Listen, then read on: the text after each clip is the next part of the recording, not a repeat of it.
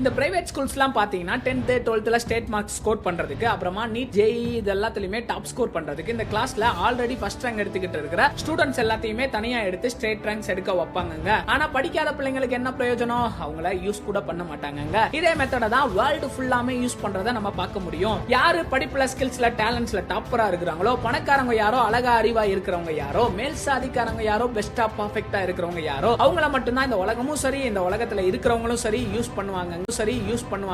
அவங்கள தான் ப்ரோமோட்டும் பண்ணுவாங்க. பட் யாருக்குமே தேவையில்லாத, எதுக்குமே உதவாத, மக்களையும் மக்கான, உடல்ல பலவீனமான, பாவியான, துரோகியான, கீழ்சாதியான, அழகு அறிவு இல்லாத எல்லாத்தையும், அதே நேரத்தில் அறிவாளிகளையும் ஞானிகளையும் படிச்சவங்களையும் மேல் சாதிக்காரங்களையும் எடுத்து சமமா பயன்படுத்துற ஒருத்தவர் இருக்கிறாருங்க. அவர் தான் எந்த மனுஷனையும் பிரகாசிப்பிக்கிற மெய்யான ஒளியாகிய இயேசு கிறிஸ்துங்க. ஏன் உங்க வாழ்க்கையில பிரகாசமே இல்ல, அணைஞ்சு போய் கிடக்குதுன்னு வருத்தப்படுறீங்களா? இயேசுவால எல்லா மனுஷனையும், அதாவது உங்களையும் பிரகாசிப்பிக்க செய்ய முடியுங்க.